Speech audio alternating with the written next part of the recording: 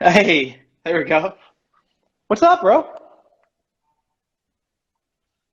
Hey, how you doing, Brian? I'm good. How you doing, man? I'm You good. Am I were, the right, am I right side up now, or I mean, do I need to? yeah, you're all right. Like, hey, Cool. so I got a request. Like, nobody ever asked me a question. So Abraham, who's one of our regulars, said, while I was waiting for you, okay, Brian, in the meantime, give us a disaster story involving chocolate. One of those that almost made you cry. I don't know. I feel like I cry almost once a week. How about you? Yeah. Oh my gosh, and no one tells you about this, right? When you get into chocolate making, it's a messy scenario. It's a messy game. Right. Like, don't get me wrong. I like love what I do, and I'm a fortunate guy. Right. Like in the big Mhm. picture, right? You too. Like, and you do coffee too, which is even better, right? So like your Well, problems it's are all cleaner. around like, right? But your problems are around coffee and chocolate, which like I think every. I was about to make sort of a snarky comment about who would really appreciate that, and I won't. I decided to like rein it in just a little bit, but like, hey, I have a coffee problem or I have a chocolate problem. Most people in the world are like, how can you have a chocolate problem? It's true. Well, we have both, right? But it means we have more problems. I just want to like point that out early on in this episode. But as far as making a mess, when I'm in my chocolatier room with my team and there's like chocolate everywhere, I mention you and how when you took me under your wing in Buffalo at your innovation lab, you made this comment like if you just can not, get chocolate on your hands, it doesn't end up everywhere. And your place was pristine. And I look around and like I'm covered in chocolate and there's chocolate on every door handle and we haven't mastered that. And I think it's Yeah, okay. but what you forget is that I have like this team of folks that help me keep this place like pristine and beautiful. Like left to my own devices, no. I mean, Yeah. and that's probably the line I gave you. So my old chef, right? I'm covered in chocolate one day, and he looks at me and he goes, "Brian, you got chocolate on your jacket," and I'm like, "Yeah, yeah, yeah, but I'm working with chocolate. Chocolate's messy." And he just kind of looked at me and was like, "Brian, is it the chocolate that's messy or is it the chocolatier?" And I was like, Yeah. "All right, chef, gotcha. I'll go change Yeah. my coat and work on Well, that." we But yeah. Well, we have a small team. Our production manager Joe and Beth, our lead chocolatier, like as a small team, put out a lot of chocolate. But then our accountant, will come in and see chocolate sprinkled about, and he's just calculating loss. So it's a good balance between like high productivity and maybe some delicious messes, and then our controller looking at loss. So. yeah, so my answer, by the way, to that question this week is the fact that we've been working with a customer and trying to come up with resolution to how this machine works in the application. And so Beth and I spent like 3 days on this machine last week, and taking it apart and putting it together is like an hour each way each time. And so we had to do that every day. And then like I wasn't Yeah. here last Friday because I was off, and Beth had a day by herself. So anyway, we put like a whole week into this, and it finally dawns on us that it's not us, it's the machine. And our Turvis guy walks over yesterday. He's with it for like 7 minutes. He's like, "Oh, you need to replace this part," and he replaces the part, and all is well. And it's just like Nice. I wanted to walk away and cry because we spent a week, and Yeah. You and it just needed wasn't that, us. that guy. Yeah. It wasn't us at all. Well, every company So needs that guy. If we were talking about, company needs in the chocolate factory world. So, yeah. okay, so I know kind of your story, and I read your bio, so I even know more of your story than I did a week ago. But and this is a question. This you were asked if there were going to be hard questions. There really aren't going to be hard questions. But like, why chocolate? How did we get there? And I know it has to do with the trip to Africa and all that stuff. So that was my Sure. softball. I'm like, I'm Yeah. I'm throwing it up there for you. How'd you end up in chocolate, Jeff? Yeah. Real short story. Or not. I mean, chocolate, why not? Because, it's a beautiful creation, but the real story is, yeah, it kind of dates back to almost 15 years ago now, and I'll tell you the short version of it, and get to the point really quick. But Well, we my have 54 yeah. minutes, so as long as Oh, it's shorter than 54 minutes, you're good. okay, Take all the cool. time you want. Cool. Well, I'll get to the exciting stuff quick. We ended up, my wife and I ended up working for an awesome not-for-profit based on the East Coast, and they focus in developing communities, really working with community members from those communities to lead solutions to problems. And so one of the projects that they were initiating, I was like 22, pretty much right out of school. Yes to everything was kind of my response, and we ended up in Cameroon, Africa, and yeah, it was '07. And we moved there as a startup team to work with an awesome local group to develop a education and healthcare program. And so still working on those programs today, 15 years later on the board of those programs. And we run 4 health centers, 6 libraries, and a fleet of mobile health clinics. And we're doing this in coffee and cocoa growing regions in the beautiful country of Cameroon. And while we were working on these programs, we loved, of course, the work that we were doing, like the more kind of aid-based development work. But and we really fell in love with coffee and cocoa as 2 crops and as how much important those crops have in the community. But we also fell out of love with kind of like, the big chocolate and coffee industry as we started to learn more about some of the supply chain challenges that exist and ultimately how they affect the farmers' lives. So we, just kind of questioned everything from the standpoint of, what is chocolate anyway? And okay, we know cacao, and we started working with cocoa and coffee species on the seed and the varietal side from plantation to smallholder farming, and looking at like different solutions to start getting more value out. But when you kind of like work the supply chain numbers back, it's kind of shocking how little ends up landing in the hands of the farmers that grow these beans. And so in 2015, well, actually a little bit before that, we started growing medicinal herbs that we use in our health programs. We manufacture medicine there. It was another project that we initiated. And we were invited then to join the Tibetan refugee settlement programs that the Dalai Lama had started. This was like in 2010. He got tracts of land in South India for the Tibetan refugees to start these agricultural campuses in. And they evaluated our project in Cameroon, invited us to South India for 3 years. And then I ended up in central Mexico for 3 years as well, working with coffee farmers. So this whole like period of my kind of like, younger part of my life, developing a sense of purpose and what I wanted to do, I started to really get passionate about agriculture and how much potential agriculture has to create jobs and sustainable livelihood, and kind of how the reality of like how broken the system is started to really set in. So my friend and business partner started Moka Origins in 2015 as a cocoa and coffee outreach training initiative. We have a little plot of land in Cameroon where we do our cocoa planting and outreach, a lot of nursery trials, a lot of seedling distribution, kind of a cooperative model, starting finally to get into drying and fermenting and looking at flavor and quality development as it pertains to the farmer side, and how, when done better, it can influence the bean price and ultimately the chocolate quality and how much farmers earn for those beans. So we started Moka then. I think probably a lot of small bean to bar chocolate makers have this story, but you see cocoa beans, they're drying there on these raised beds, and you fall in love with the idea that you could craft chocolate out of these. So, I smuggled some beans home in our suitcases for the first few trips, and I was spending about half my time over there. And then stateside, I'm in Pennsylvania. So I started, I got a little stone melanger on the kitchen counter kind of style, made a huge mess of the kitchen. Wife finally said, okay, this is fun, but get it out of the kitchen. You need a bigger space. So I had a shed about 100 yards from my house, and started making small batches of chocolate and coffee right in that shed.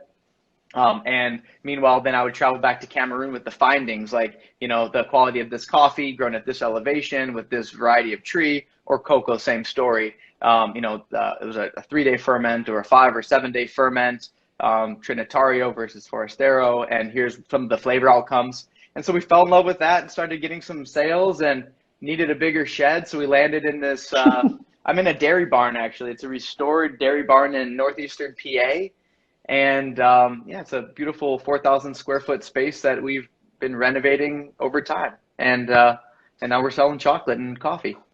Yeah, that's the What are we going to do in the that's next 48 minutes? No, I well. mean, Let's talk about the nuts and the bolts. It'd be fun. So, yeah, I mean, well, but so this project, I mean, ultimately came out of the other stuff you did, but you and I've talked about this at length. Somewhere in there, there has to be some. You got to make some money, and you got to sell some product, and you've got those same challenges of any business owner, right? Where scaling and growing and that kind of stuff too, right? totally. Plus, we had another issue, which was kind of like a not a purpose-led business isn't that's not an issue. You need purpose and passion, but our mission was to for every bag or bar that we produce and sell, we plant a tree, and all of our reserves go back to Cameroon where we can do more of our farmer outreach. And so, balancing like profit and mission is important. And if you don't do it well, you'll run out of cash real soon and go under. I said they were all going to be softballs. This one's a little harder because we had a talk a couple of weeks ago with somebody about that purpose-driven business model, and that fortunately or unfortunately, more unfortunately, the purpose-driven isn't always a needle mover for most consumers, right? Like 10% of consumers, purpose-driven causes them to make a choice, but for everybody else, it's not the only decision maker. It's price, quality, all the things that we talk about all the time with any business decision. And so in the channel, in the Bean to Bar channel, there's a limited number of purpose-driven consumers, right? Is that fair? I mean, Totally. There's different market segments, and so for us, like we need to also make sure we kind of pick our lane and stay in it, and and make sure that we aren't trying to sell a product or communicate our strategy or goals as a company to the wrong audience as well. right. But ultimately, your product then has to sell beyond purpose-driven, right? And so you've got to do things about ensuring that you're creating a really good product that people want to enjoy, right? I mean, Totally. there's got to be a piece there too, obviously. Absolutely. And I think the needle, like for a lot of people, it'll move it once. Like people will try something new. If there's a unique edge to the brand or the story or their mission, yeah, you'll take a bet on it. But if it's no good, despite the cause or the intention of the brand, you're not going to have like long-term customers. So that's where you have to have a really good quality product. And I mean, we learned that like the hard way and in our startup Bean to Bar kind of way. And that's why I call you and bug you so regularly for advice because we're putting now the pieces together to make a high quality product that customers will relate to and keep buying, regardless of why they first tried us for our mission. It needs to be really good and satisfy their product goals. Right, and I definitely have, I think I have a greater understanding on the chocolate side than I do on the coffee side, but that's got to be true for both components, right? I mean, I don't think you can, but I think you can make a bad cup of coffee, or you can do a bad roast of coffee and whatever it is, right? Totally. Yeah, you can mess up coffee just like we've all messed up chocolate. Yeah, and I mean it's too tough. Very challenging products, really. I mean, because they're commodities, right? And it's a lot of cost-conscious consumers, especially with chocolate bars. And we get asked like, "Why are your bars so expensive?" Like, wow, you guys must be like super profitable with those high margins. And I always laugh like, no, I mean, look at the process going into making it. And luckily that gets more efficient with better equipment choices over time. But also, the ingredients that we're using aren't cheap either. Well, what's interesting is Abraham just asked a question. He's like, when you first got to Cameroon, did you find some type of monopoly from big corporations that would buy anything no matter the quality at the same price? Oh my gosh, yes.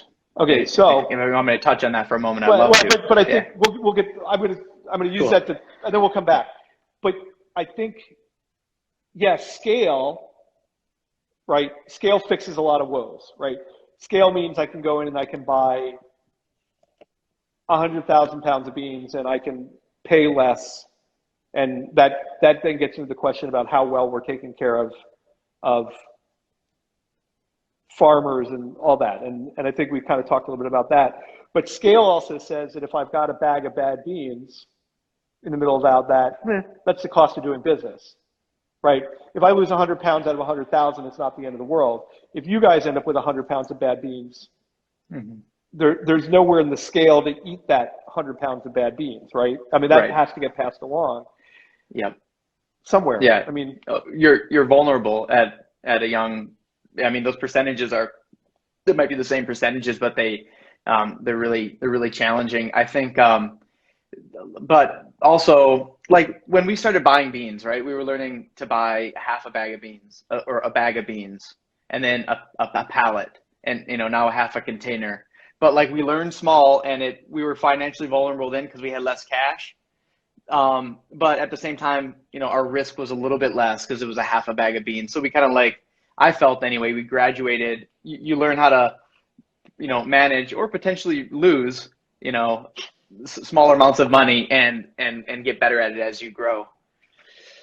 right, but the smaller amount of money, right? I mean, okay, so you get a bad bag, it's 50 pounds. Yeah. A half a bag is 50 pounds. At $5 a pound, it's $250. But $250 when you're only selling $250 worth of chocolate a week Mm-hmm. is significantly more onerous than $250 when you're selling $1,000 worth of chocolate a week and 10,000. I mean, that whole scalable issue, right? For sure. Yeah. Yeah, I would agree with that. The other thing though is when you get bigger, you have more like fixed costs and your overheads higher. Right. So just in general, like, your financial challenges are more complex and there's more considerate. Like when it was just me in my shed and I lost 50 pounds of beans, was like, I tossed in the garden and I kind of like swallowed that. Now if a pallet comes in and it's bad, which hasn't happened by the way. Here, I'll knock I've on something. I've got stainless, so I'll knock on a cell. Thank It's you. like a bell. Shoot. My production manager is probably like banging his head against a wall right now. Why did he Jeff, jinx what are you us? talking about? Yeah. Now I've ruined probably a pallet of beans by tuning a new roaster or something, and But that's important, right? So, like, to get better, right? Like the question that Andrew asked me at the beginning, like, when was the last time you cried? Like, to get better, like, we can't be afraid of the trash can. And if we're small, the trash can is expensive, right? Like throwing out 50 pounds, okay, of chocolate, right? So there's $200 worth of beans, right? There's 10 hours of your time. And then there's also that 10 hours that you're not making something you can sell, right? So it's got to be harder as a small person to eat that stuff somewhere along the way, right? Because it's not a hobby. You guys, because of the mission, you need to make some money. Yeah. Right. I mean, that's got to be the part that's where you're tweaking that all the time. There's all these learning curves, and so this conversation, hopefully, people are watching that, or maybe like a phase, just maybe starting out, but like, kind of like building in those contingencies for a failure. And if you fail and you learn from it, it's the best thing. And if you do it early when your vulnerability is less, like you can recover it. If we had some of the same failures when we did 3 years ago or 4 years ago, it would be harder to recover because there's more at stake. I don't know, and there's more momentum, and fail quick and learn from it. Yeah, but I think that's the hard part too, because we encounter a lot of people that, I mean, you and I met, you were early, like you were in that out of the woodshed into the dairy barn phase, I think. Yes. Right. And you were learning, right? But I think Tom, Rick, whatever, encounter a lot of people at that juncture, right? Yeah. And there are a lot of people that have a lot less tolerance for failure than you do. I mean, and hopefully most of your failures are in the rearview mirror, so that gives you a little better tolerance for it. But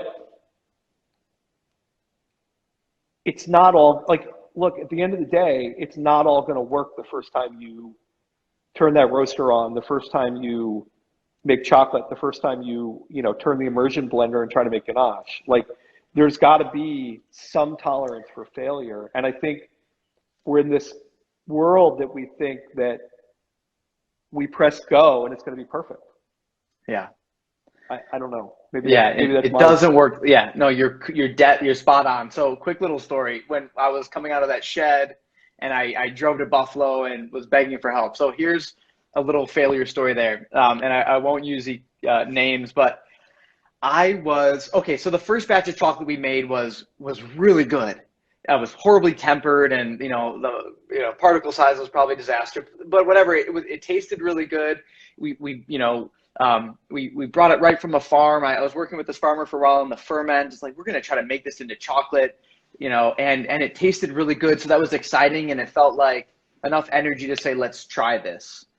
And so thank goodness, because chocolate making is hard, and I'm glad the first batch tasted good. It made us feel like it was something we could do. Anyway, so, and you can always get better, right? So I started, and we were, okay, first kind of equipment. Well, since we're just talking about failure or early stage challenges, and the cost ramifications, I bought, I was doing bowl tempering, right? So, ice bath, candy thermometer, all of that, horrible at it, making a huge mess, wasting tons of stuff and time. And, so I bought a tempering machine, which was a big deal for me. It was a tabletop unit, and I swear I never got it to work. And I kind of begged my business partner, like, it's going to unlock so much time. We really need this. You put the chocolate in and magically it tempers, and so it worked. It was not the right decision for me, it was a poor decision, and it was quite a bit of loss there. I ended up recovering the money and researching what to get, and I ended up going with the Xiaomi One. Still using it today. It's a workhorse, and so glad we did that, but it was a very big jump. And the thought process was, well, okay, we don't have a lot of cash, so we're vulnerable in that way. But also, we don't have a lot of money to like lose or spend on bad decisions again. Right. So, because that equally hurts. We lost a lot of time and money. Luckily, I could recover some of it. And so, anyway, we ended up going with the One, and it was like a game changer. We didn't deserve it as far as capacity. We didn't need it. But we gained so much from our time back every day, and then the satisfaction of not having any errors on the tempering side and being able to put anyone, more or less do some training and be able to use it.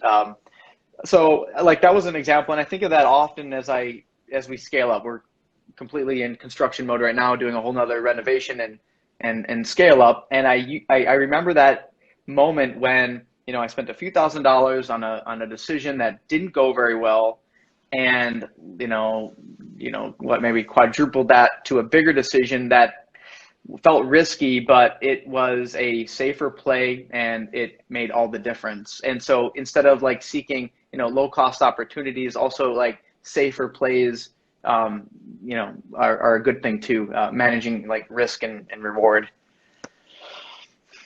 Right, which is about that, and we're obviously, we're talking about a sell me decision, which I appreciate, but, I think my mantra is always about figuring out what it is you really need and like doing the best to determine where you're going to go. And you're better off making a decision for where you're going to go than where you are. Right. And that costs money, and it's scary. And like, I'm not the one putting my checkbook on the line when I'm suggesting that. Right. So I can do that from a really safe place. Right. Like, oh yeah, you should get a bigger machine than you need. But the reality of it is that if we take that time and we put the energy into making those decisions, whatever they are, right? And I was on the phone with a customer the other day recommending a competitor piece of equipment because we didn't have the right solution, right? But if we make those, if we take the time to make those decisions, they do turn out better generally, right?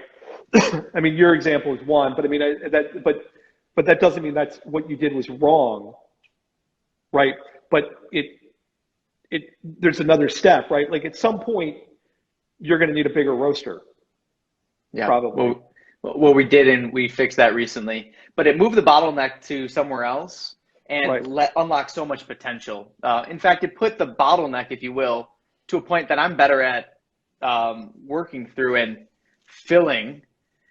And so, yeah, it was just a great piece of advice But at but an early also age. but also that changing that roaster probably changed other processes, right? So yeah, it Yes. moved the bottleneck around, but now you got to learn to use a new piece of equipment, and now you have customer expectations that want the coffee this way, and they want the cacao done this way, and now we've got to learn how to manipulate the roaster so it does what the smaller roaster did, right?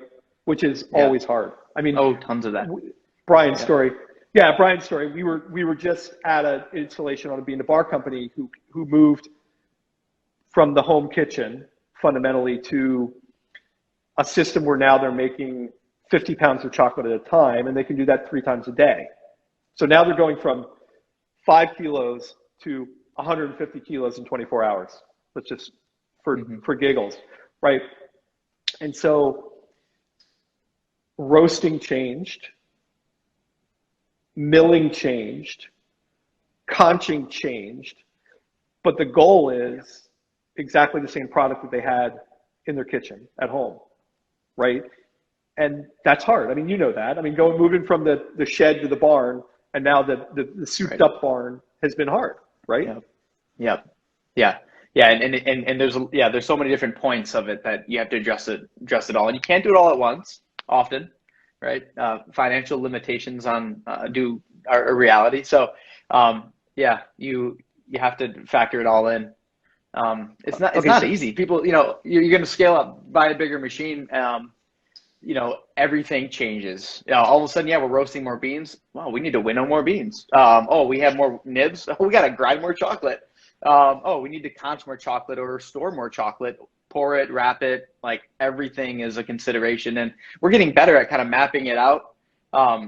But it's a multi-year map. It's not like we're gonna fix it all at once. We're gonna keep moving the bottleneck around and hitting production metrics that make sense for our business. And I think it's different for everyone's business.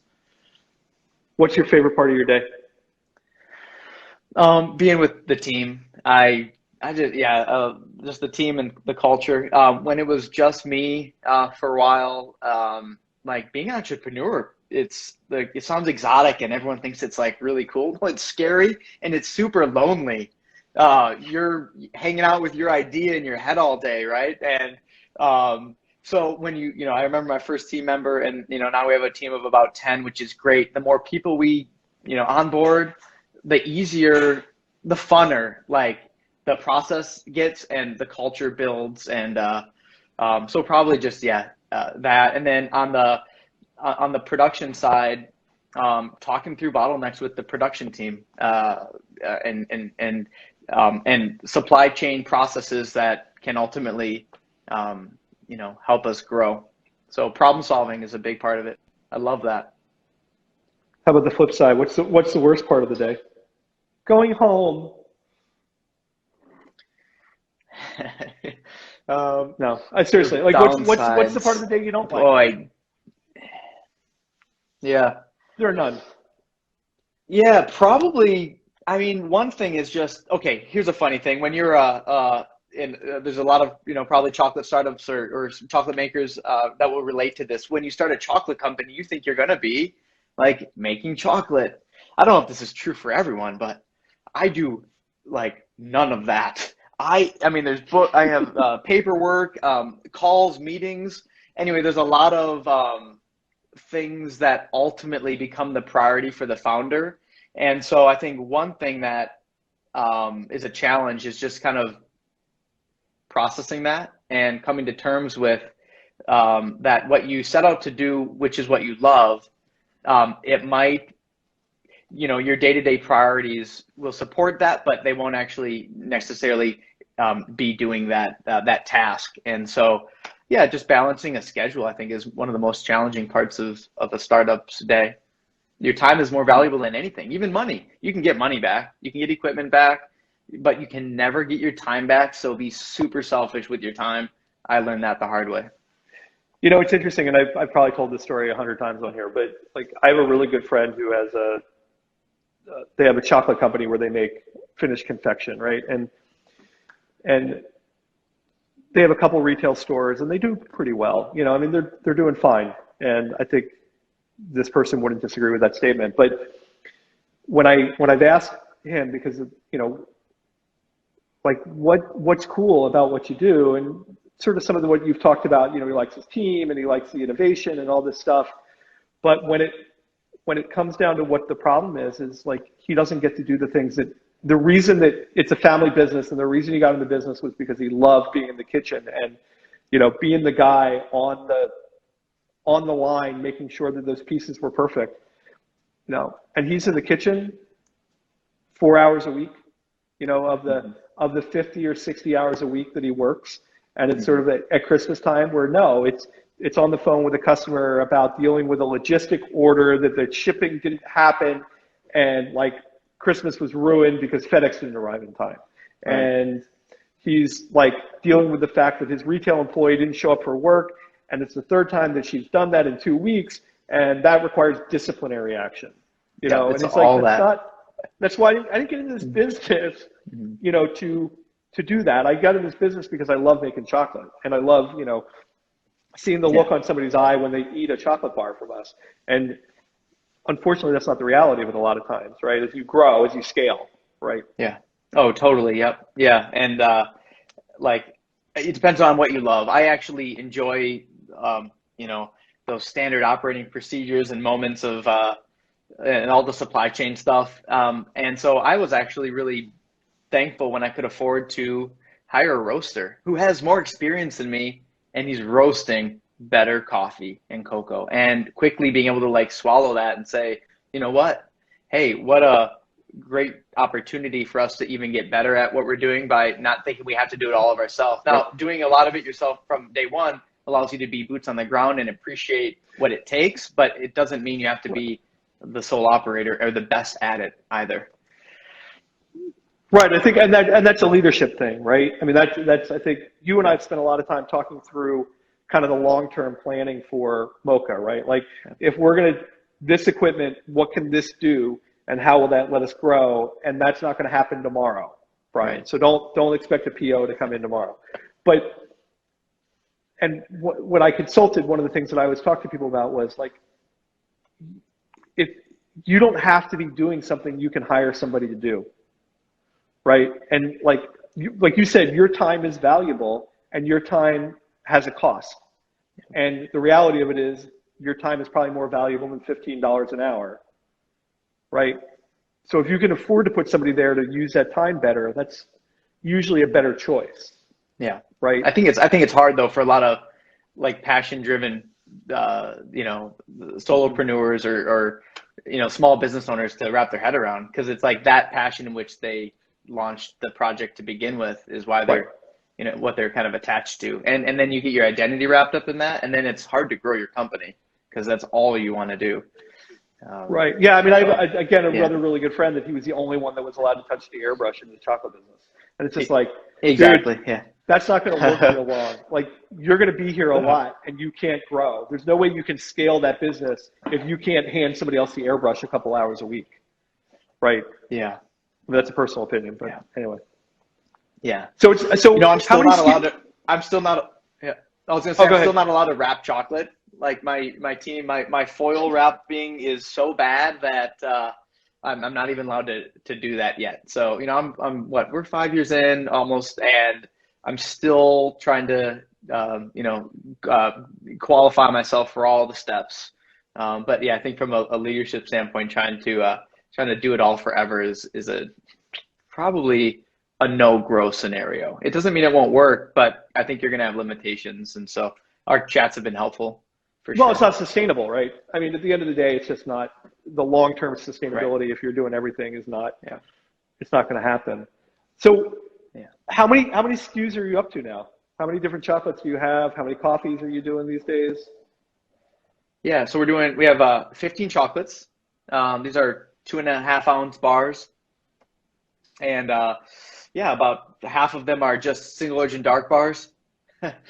And then we have some fun inclusion bars. And then every month we do a specialty bar. So we have a subscription box, and the subscribers get those. So that's an additional dozen chocolate bars per year with those limited batch monthly bars, and those are a lot of fun. Those are like where we get you know the creative juices flowing, and anything like the big kids come out, right? Like, I've always wanted to try a s'mores chocolate bar. Like last month we loaded vegan organic marshmallows and graham cracker on a chocolate, and it was amazing, and it was like a lot of fun. So that really has kind of balanced our creative aspect out. And then there's about 15 standard SKUs that we keep in stock at all times in addition to that. And then there's coffee.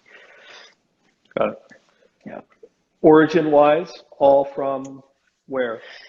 Yeah, about 75% are from African origins. So Ghana, Uganda, Tanzania, Cameroon, Sierra Leone, and then we're working with some amazing beans from Dominican Republic, and some partners in Mexico, and a few others that we're cracking open some origin relationships with. So talk about like the favorite part of my day is probably that relationship structure with our sourcing partners or farmers directly, and being present as much as possible. Cool. Yeah. What's your favorite these days? I know they're all like little kids. It's like picking Oh, your favorite wow. child, but what's your favorite? I'm looking at my wall. All of a sudden, and it's like this month, it might be a seasonal thing, but I like need like our milk chocolate bar, dark milk. It's 58% dark milk. Like, it's dangerous. I'm not eating a square. I'm eating a whole bar at a sitting, right? So it kind of changes. Sea salt, I love. It's classic. The new the new beans that we're getting in from Uganda are really great. From Semaliki, from Jeff Steinberg, and in Western Uganda are amazing. So yeah, really buttery, super creamy.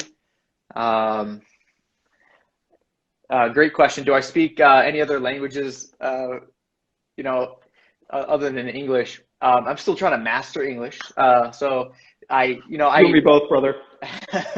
I speak a little broken. I speak enough of like three languages just to get me in trouble. So a little Hindi from our India project, and like enough to get like out of the airport to the hotel or the bank maybe, and then like you're stuck in halfway through a conversation that you can't finish, right? A little French, Pidgin English, and then there's all these like local dialects in Cameroon that are really fun to try to converse in, and then in Spanish a little bit. But yeah, favorite bar, probably our dark milk. I'm having a lot of fun with that, and it's a bar that we can do a lot of cool stuff with inclusions, and then our single origin dark bar from Uganda. Cool. And who does Yeah. the innovation on your bar of the month? Is that sort of a team effort around there? Or is that your A lot gig? of a lot of arm wrestling. No, it's a team thing. Yeah, we sit in this room, about 10 of us cram in, look at a big monitor, and like throw ideas out there.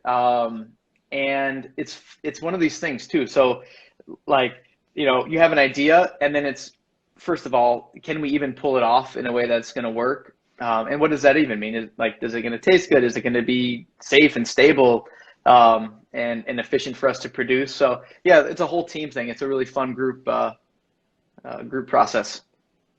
But you got a deadline because you got a month. It's got to Yeah. go out on a certain day. So Yep. how Yeah. far in advance are you working on that project? Like we're planning out next year's now. And so we try to produce all the wraps because we don't sticker, so we're doing custom wraps for all of them. So we'll try to have them all lined up by December for the following year, and then we'll print all of them at the beginning of the year and start planning. We try to have a demand plan, kind of a framework to really know our production schedule against our our sales. And as your sales grow, which they, do every week, month, year, that kind of influences things. So like we got in a position this year where we built out a really cool 12-month schedule, but by July, our production team was like, our August, September bars are going to be really challenging because we're double our output on chocolate and that bar is more complex. Can we pivot? So there's that kind of stuff that comes up, but we try to give the whole team some good lead time. Got it. So, Yeah. because we're talking about challenges, how, Yes. I mean, obviously COVID is a challenge. It continues to be a challenge. Supply chain, human resources, like how's it affected you guys in the last year and a half?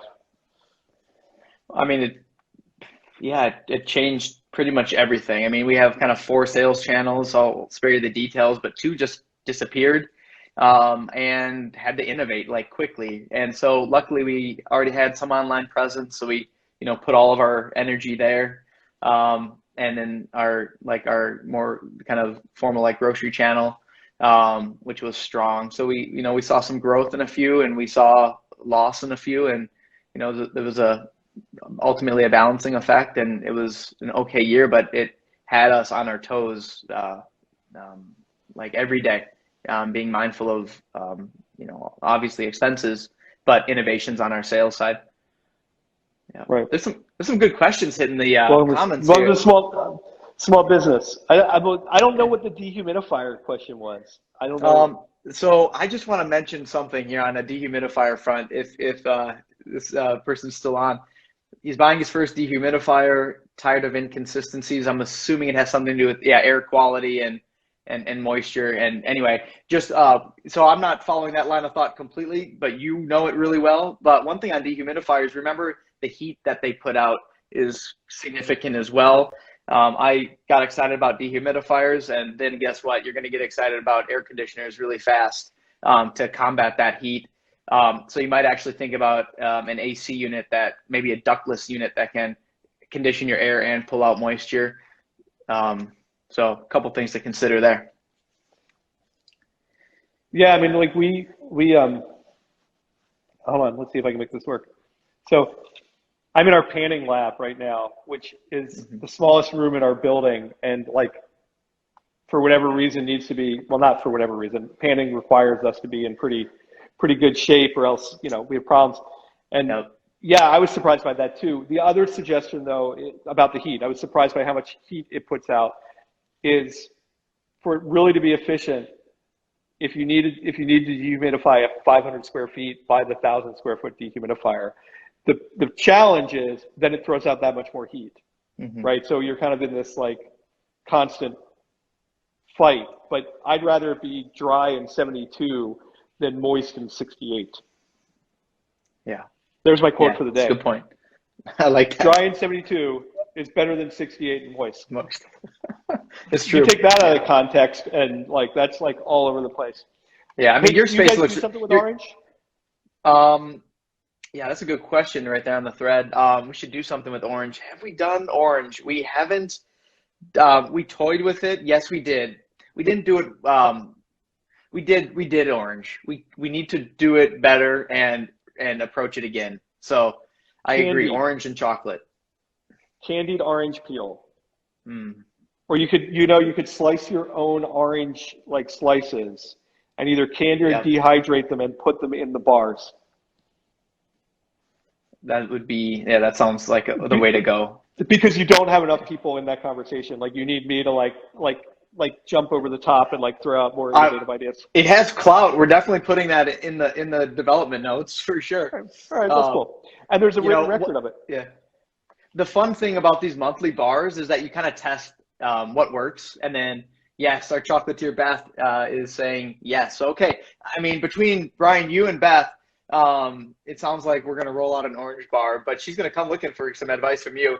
The other thing about these monthly bars is we get to test stuff, and some are winners, some need revision, but it's a nice little chamber to test new stuff with. Right. And I usually give people the opportunity at the end to plug things, but while we're talking about something that probably needs a plug, so if somebody wanted to subscribe to the monthly box, how do they do that? They go to mokaorigins.com and click subscribe. Mocha Box is what it's called, and you can choose between a chocolate, a coffee, or Both. both every month. Yep. And they change every month. So our coffee this month is from Rwanda, and it's paired with our bar is a toffee pretzel bar, which is really fun and pairs well with the coffee. So we write a little story about the origin partners that we source from, and yeah, and we plant a tree for every box and product that we sell. And we put some notes on the website so you can see like what we're at. We're going to hit about 200,000 trees this year, and super excited about all that. And a lot of that comes from our subscribers. So, yep. Trees in general, what kind of trees, Jeff? Yeah, well, we can get into that if you want. I'm looking at the time. We got time. I have one more question, and I can fly that to you in with like 2 minutes to go, and then Instagram kicks us off, and all is timed well. So we can talk about your tree project. I love talking about trees. So you're like scratching an itch here. A lot of different kinds. So really looking at three things. One is just environmental and nitrogen fixing trees. So when we talk about environment, one of the biggest things we were noticing in this part of Cameroon was monocropping. Like if you're growing cocoa or coffee was a good example, that's all you're growing and you're not doing anything else with your land. So looking at other tree crops that create an environment to have your main crop be even more productive. Cacao is a great example where you need, good humidity and relatively good shade cover, 60 or 70% shade.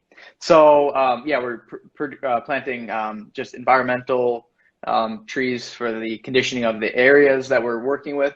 And then like cash crops. So cocoa and coffee are probably the two biggest that we plant, both on Moka Farm, but also with our farming partners throughout Cameroon. And then, yeah, other crops, mango, avocado, plantain, more of a shrub, or, banana, guava, fruit trees. So just like diversified income, how to maximize the economic opportunity of small parcels of land.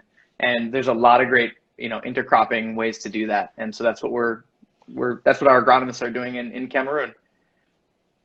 Yeah, I think that was one of my first sort of eye-opening moments, like when you walk into your first visit to Origin and cacao and cocoa, right? And you're in this canopy of really beautifulness, right? And the cocoa itself is kind of the secondary thing, right? The trees are much smaller than I anticipated. They're not really they're not how we see agriculture in Florida. Mm-hmm. Right. That because it's a plantation does not mean there are these beautifully lined up rows of trees. Right. It's the jungle. Right. And, it was sort of like, wow, this is pretty cool. And it was just a different way. More free form. Yeah. But it also then kind of back to where all this started, our conversation started, the importance of the tenant farmer, and because things aren't all ripe at the same time, and you're not like shaking the tree and getting the walnuts to fall out of it. Like there's a lot of work that has to be done by people that know what they're doing, right? And if they don't know what they're doing, we get less than perfect product, right? Mm-hmm. And that's the hard part. So yeah, for sure. Yeah. All right. So if you've watched any of these, go ahead, Jeff. Sorry, I'm cutting you off. Oh, I was just going to link those two. What was really fun early days for us was, a lot of our cocoa farming partners aren't making chocolate. I mean, let's be honest, like a lot of the people we're sourcing from haven't had chocolate, at least in this region in Cameroon. So when I took a little grinder over there and a little roaster and trying to bridge that. How can this process on the farm result in ultimately a product that has more value and bring that together? So it's been kind of neat straddling both worlds. I don't know how replicable or scalable that is, but that's what we're doing. And it, adds a lot of value to our chocolate side, as well as our more mission side on as it pertains to our farming and farming partners that we work with. So. Yeah. I mean, it's a little, I don't know. It always strikes me as odd that, especially in Western Africa, that those beans are all getting exported. That they're not available. They're not available to be used, even if somebody has the capital and the inclination to set up their own business. they're controlled, and they're going away, and they're going to the big chocolate organizations, or the big chocolate companies in the world, because that's the way it goes, right? And so you're right. Like, you work in something every day and you've never tried it. To me, it sort of seems so foreign, right? Yeah, the system is set up for something completely outside of that. So the disconnect is on the consumer side, and then on the farm side, and yeah, just trying to bridge that. So, All right. yeah. Did we miss anything important about Moka Origins, or you? I mean, you were the star of the show. I'm just here filling your hour. I hope this was You're the fun, star of the super show. fun. I'm not the star of the show. You're the star of the show. I mean, no, it's funny that this project, like, and I've talked about this a lot too, has been like super fun, because like I've gotten to talk to people all over the world, and like that have their hands in chocolate in so many different ways, and but everybody's really passionate about what they do. Like, at the end of the day, like, chocolate has this way of like making people get excited and like passionate, and they really want to dig in deeper, you know, whether it's about they found a passion for beans, or, you know, they were a botanist, which, you know, we've had that conversation too. There was a lot of talk about Theobroma cacao and how it different, you know, anyway. Yeah. All right.